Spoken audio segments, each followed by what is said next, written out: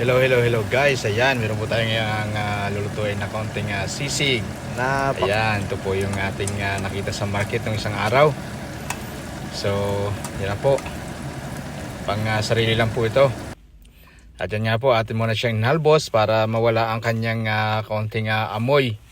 At para madali rin po siyang gayatin. Kaya medyo marami-rami rin po tayo nabili.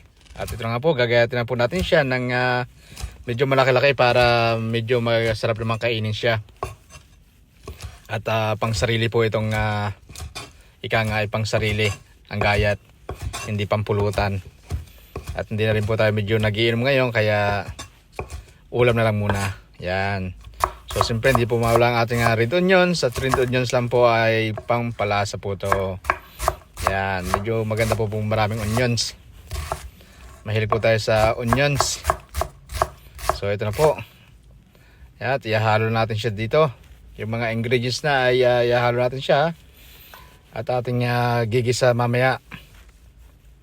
Yan. So siyempre hindi rin po tayo mawawalan ng konting pampalasa. Meron po tayong konting sili. Yan.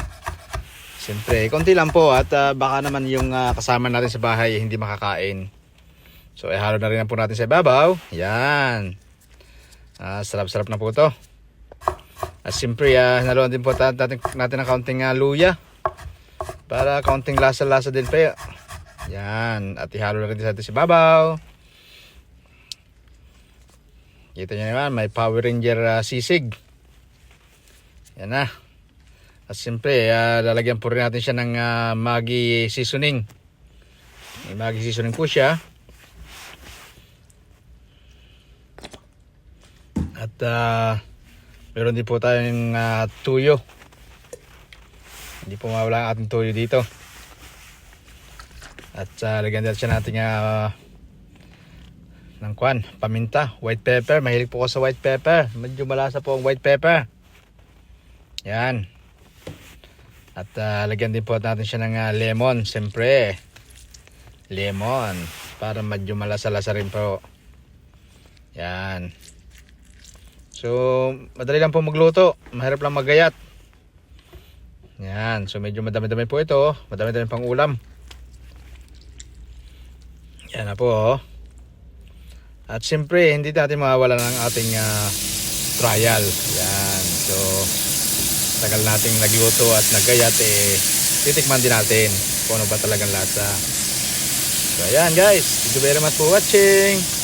And sana ay na-expired kayo kahit hindi ko malagay ang ingredients kasi po hindi ako maalam maglagay ng ingredients kung ano lang po ang aking inihahalo, tansya. And again, thank you very much for watching. Thank you very much guys. Yan. So ito po ay kain na maya. Kita nyo naman kung gaano kasarap to sa ating sizzling plates. Siyempre ay lagyan din po natin ng itlog. Yan. Practice lang po.